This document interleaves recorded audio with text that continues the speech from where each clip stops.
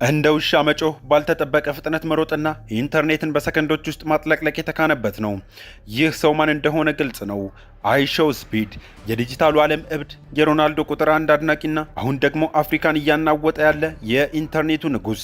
ስፒድ በታሪካዊ የአፍሪካ ጉዞ አሁን አይኑን ወደ አንዲት ሀገር አዙሯል። የፍቅር የመተሳሰብና የጀግኖች ሀገር ወደ ሆነችው ኢትዮጵያ።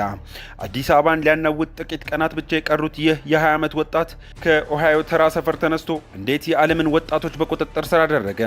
ሰላም ጤና ይስጥልን ክቡራን አድማጮቻችን፣ ዛሬ የአይሾው ስፒድን አስገራሚ የህይወት ታሪክና አዲስ አበባ ሲገባ የሚፈጠረውን የኢንተርኔት ሱናሚ በዝርዝር እንመለከታለን። ወደ ታሪኩ አለፍን። ዳረን ዋትኪንስ ጁኒየር ወይም አይሾው ስፒድ የተወለደው በ2025 ዓመተ ምህረት አሜሪካ ኦሃዮ ውስጥ ነው። ዳረን ያደገው እጅግ ተራ በሆነ ህይወት ውስጥ ነበር። ብዙዎቻችን ዛሬ የምናየው የቢሊዮነር ህይወት በወርቅ ማንኪያ የመጣለት ይመስለናል። ይህ ግን እጅግ ስህተት ነው። ገና በ12 ዓመቱ የዩቲዩብ ቻናል ከፍቶ ቪዲዮዎችን መልቀቅ ሲጀምር ለ3 ተከታታይ ዓመታት አንድም ተመልካች አልነበረውም። በቀን ለ10 ሰዓታት ስክሪን ፊት ተቀምጦ ላይቭ ቢገባም የሚመለከቱት ሰዎች ቁጥር ከ2 ወይም ከ3 አይበልጡም ነበር። ዳረን ግን አንድ ነገር ነበረው፣ ተስፋ ለመቁረጥ። ያኔ ማንም የማያውቀው ያ ቀጭን ልጅ ዛሬ የዓለም ቁጥር 1 ስትሪመር ይሆናል ብሎ ያስብ አልነበረም። እውነተኛው ዝና የመጣው በ2020 ዓመተ ምህረት ነው። ዓለም በኮቪድ ምክንያት ተዘግቶ ሁሉም ሰው ቤቱ በዋለበት ወቅት ዳረን ሙሉ ጊዜውን ዩቲዩብ ላይ አደረገ። በወቅቱ በቱኬ ጨዋታ ላይ ባሳየው እጅግ የተጋነነ ወይም አግሬሲቭ ባህሪ ድንገተኛ ቁጣውና እንደ ውሻ መጮሁ ሰዎችን መሳብ ጀመረ።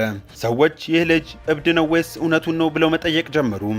የዩቲዩብ ተከታዮቹ ከጥቂት ሺዎች ወደ ሚሊዮኖች በሳምንታት ውስጥ አደጉ። ስሙን አይሾው ስፒድ ብሎ የቀየረውን በዚህ ወቅት ነበር። የስፒድ ታሪክ ከሌሎች የሚለየው ግን ለክርስቲያን ሮናልዶ ባለው ታማኝነት ነው። ለሮናልዶ ያለው ፍቅር ልክ እንደ እብደት ነበር።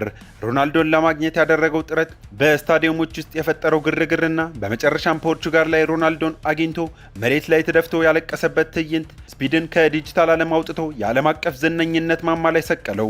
ዛሬ ስፒድ ሮናልዶን ብቻ ሳይሆን እንደ ኔይማር፣ ድሬክ እና የዓለማችን ትልልቅ ሰዎችን በስልኩ ሃሎ ማለት ደረጃ ላይ ደርሷል።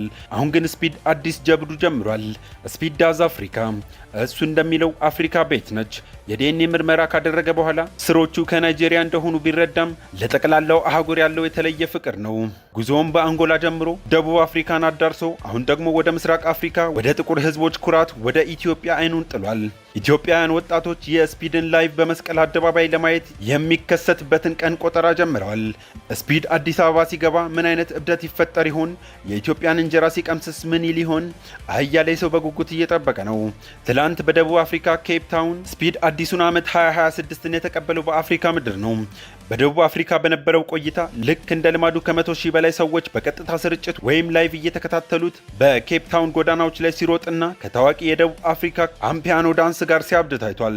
በተለይ ደግሞ ከሻርኮች ጋር በባህር ውስጥ ለመዋኘት ያደረገው ሙከራ ተመልካቾችን በሳቅና በድንጋጤ አጥለቅልቋል። ስፒድ እኮ እንዲህ ነው። አደጋን አይፈራም፣ ለማንም አይሰግድም። ብቻ ተመልካቾቹን ለማዝናናት የማይወጣው ጋራ የማይወርደው ተራራ የለም። አሁን ግን ትልቁ ጥያቄ ያለው ኢትዮጵያ ላይ ነው። ስፒድ ወደ ኢትዮጵያ የሚመጣው ለምንድን ነው? በቅርቡ በሰጠው ምላሽ ስለ ኢትዮጵያ ታሪክ፣ ስለ ጀግንነትና ስለ እንግዳ ተቀባይነት በተደጋጋሚ እንደሚሰማ ገልጿል።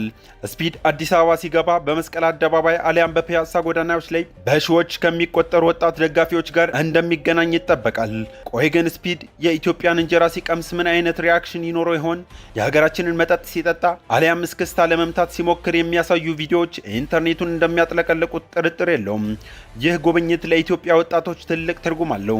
ስፒድ ማለት ለዛሬው ትውልድ ወጣት ከማንኛውም የሆሊውድ ኮከብ በላይ ተጽዕኖ ያለው ሰው ነው። እሱ አዲስ አበባ ላይ ሆኖ ላይቭ ሲገባ በመላው ዓለም ያሉ በሚሊዮን የሚቆጠሩ ሰዎች የኢትዮጵያን ገጽታ፣ የከተማዋን ውበትና የሕዝቡን ደግነት ያያሉ። ይህ ለሀገሪቱ ቱሪዝም ትልቅ የዲጂታል ዲፕሎማሲ ስራ ነው። ሮናልዶን ለማግኘት ያለቀሰው ያ ወጣት በታሪካዊቷ ኢትዮጵያ ምድር ምን አይነት ገጠመኝ ያጋጠመው ይሆን? የኢትዮጵያ ሰማይ ስር ሱ የሚለው ድምፅ ሲሰማ የሚፈጠረውን እብደት ለማየት ሁላችን በጉጉት እየጠበቅን ነው። የአይሾው ስፒድ ወደ ኢትዮጵያ መምጣት እንዲሁ ተራ የዩቲዩብ ጉብኝት ሳይሆን ለሀገራችን ገጽታ ግንባታ ትልቅ አጋጣሚ ነው። በሚሊዮኖች የሚቆጠሩ ዓለም አቀፍ ተከታዮች ስላሉት መንግስት ይህንን እድል ለቱሪዝም ማስተዋወቂያነት ሊጠቀምበት ይገባል። በመጀመሪያ ስፒድ ባለበት ቦታ ሁሉ የሚፈጠረውን ከፍተኛ የሰው ግርግር ለመቆጣጠርና ደህንነቱን ለመጠበቅ የጸጥታ አካላት ዝግጁ መሆን አለባቸው። በተጨማሪም የቱሪዝም ሚኒስቴርና የኢትዮ ቴሌኮም በጋራ በመሆን ስፒድ ጥራት ያለው የኢንተርኔት አገልግሎትን እንዲያገኝና ታሪካዊ ቦታዎችን ለዓለም እንዲያስ የሚያስተዋውቅ ሁኔታዎችን ማመቻቸት ይኖርባቸዋል። እኛም እንደ ሀገር እንግዳ ተቀባይነታችንና ባህላችንን ለዓለም የምናሳይበት እንጂ ስርዓት የጎደለው ግርግር የምንፈጥርበት መሆን የለበትም። ስፒድ በኢትዮጵያ ቆይታው አመርቂ ቆይታ ይዞ እንዲመለስ የሁላችንም ትብብር ያስፈልጋል።